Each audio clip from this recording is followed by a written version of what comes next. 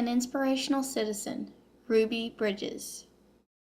In 1896, the Supreme Court decided that state governments could separate people of different races as long as the separate facilities were equal.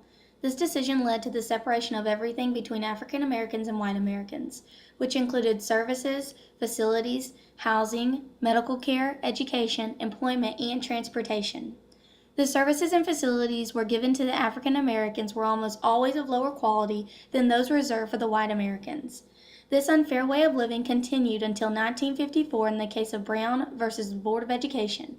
The Supreme Court overturned their previous ruling, finding it unconstitutional for separation of public schools.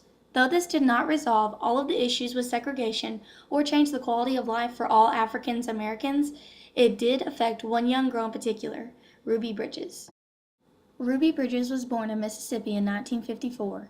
She was raised on her grandparents' farm with her parents and siblings. Due to financial reasons, Ruby's family was forced out of the country lifestyle and into the urban city of New Orleans, Louisiana.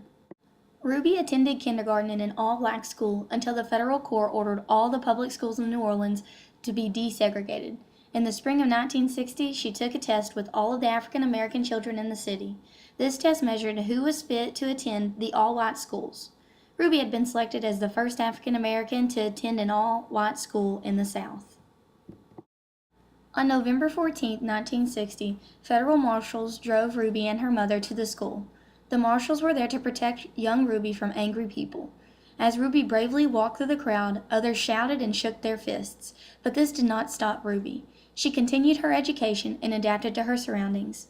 Soon, the mobs of people had gone, and she did not require escorts to get her in the school. And by the second grade, there were some black students within the school. Though things had calmed down, the fight for equality was not over. Racism and discrimination could still be found in the public school system. Ruby finished grade school at William Frantz and later graduated from an integrated high school, and even went on to business school and studied travel and tourism. Today, Ruby tours as an inspirational speaker against racism, and she is now the chair of Ruby Bridges Foundation, which she formed in 1999 to promote the values of tolerance, respect, and appreciation of all differences. Ruby's efforts have inspired others to write many articles, books, songs, and movies to spread the importance of respecting the differences in others. She has received many awards and acknowledgments, including the Presidential Citizens Medal given by President Bill Clinton.